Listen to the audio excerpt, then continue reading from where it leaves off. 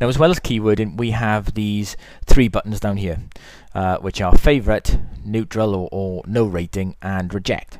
Now, these allow us to quickly go through clips and mark portions of the clip. But what it doesn't do is add words. It just highlights a section as being something I want to use, something I'm not really fussed about, or I have no preference either way, or something I don't want.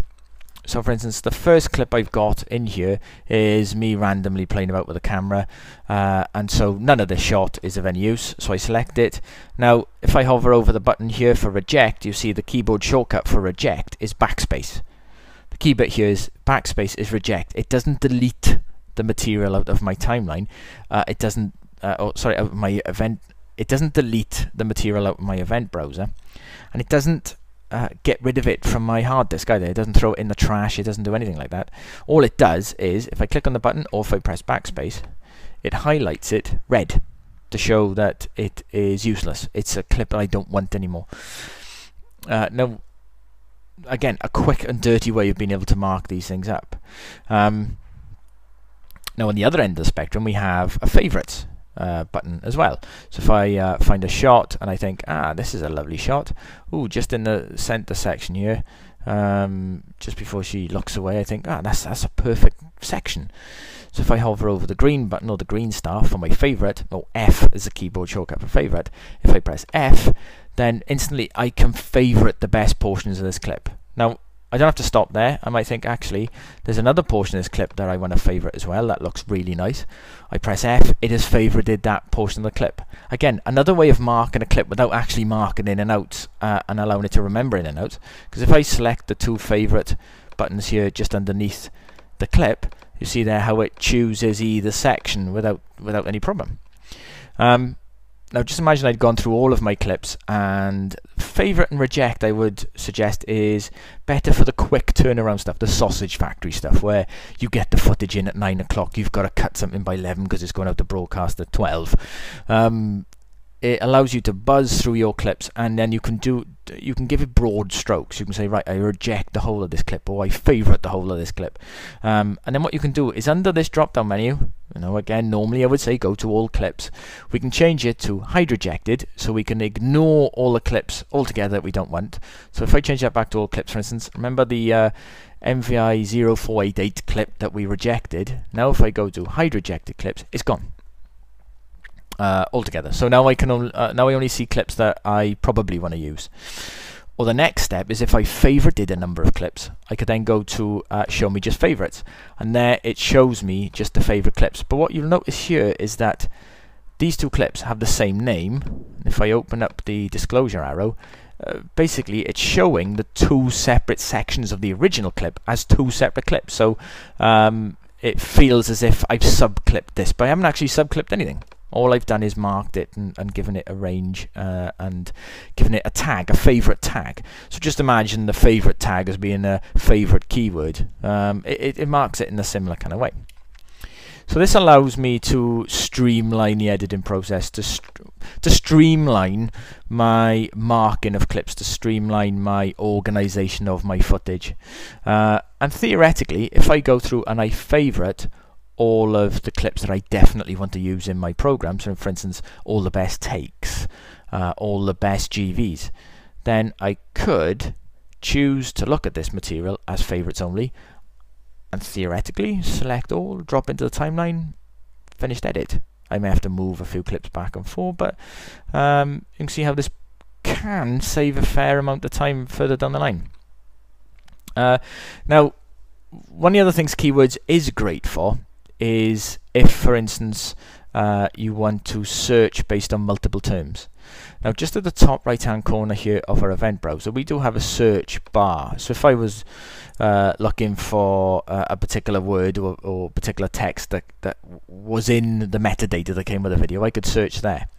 But when looking for keywords, if I click on this magnifying glass here, it opens up a search filter box. Now this is quite powerful in that it allows me to limit what I look for and how I look for it.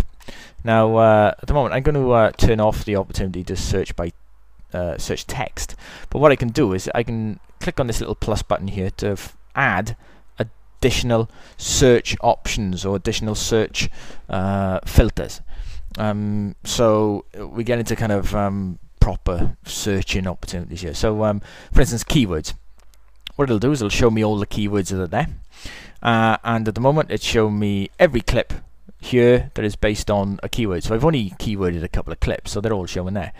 But then I have the opportunity to change this to include all, and I want to include the shots that have a man in it and a wide shot. So if I turn off the other keyword, you see there it now only shows me the shots of a man that is in a wide shot. So again, this becomes incredibly powerful. Just imagine I've done vox pops, indoors, outdoors, men, women, different languages. Then if I've keyworded it correctly, I can instantly find a man indoors, or outdoors, whatever language they're speaking, whether it's, if I've keyworded it with additional information like sunny, rainy, this kind of stuff, then it means I can quickly and easily find my material. Once you've done that, we have the opportunity to make a smart collection. Now a smart collection takes this search filter and it packages it up as a dynamically updating folder of media. So if I click on make new smart collection, you see here I have a new icon appear. It is a purple icon, and I can call this man WS, for instance, and basically it'll show me every shot that has a man and a wide shot, because this smart collection is based on my search terms that I was just looking for. Anything that has a keyword that has man and wide shot in it. Now if I want to edit those search terms, I can double click on the icon here for my smart collection, and there's my filter parameter. So you see there, man, wide shot, and it needs to be man and wide shot included in the same shot. Now just to show how this dynamically updates, if I find another shot in here of let's find another wide shot. There we go. So I've got another wide shot of the man here, and I just highlight a section of it. I go to my keyword editor and I think, yeah, this is a man and it's a wide shot, so I'm applying these as keywords without having to go back into that search filter. If I go to my man wide shot smart collection, he is in there as well. So it means that I can start building search criteria before you've even started. Now I do a lot of corporate video and a lot of my clients live in the same city. I have loads of footage of all of the landmarks in the same city, and almost every time up until now, anytime a client said, oh yes, I'd like a nice shot of this building, a nice shot of that building to go into the, to promote the area as well as our company, I've had to go out and shoot it again because I can't remember where the previous shot did. I've not been that good at organising my things, my footage. Now I'm a little bit better at it because I can shoot once, I can load it in, and then what I can do is, rather than here where I have a smart collection for an event, I have a separate hard drive that has all of my other projects and all of my events on. What I can do is select the hard disk level, which will show me all of the footage within this hard disk, and I can use the same search opportunities there.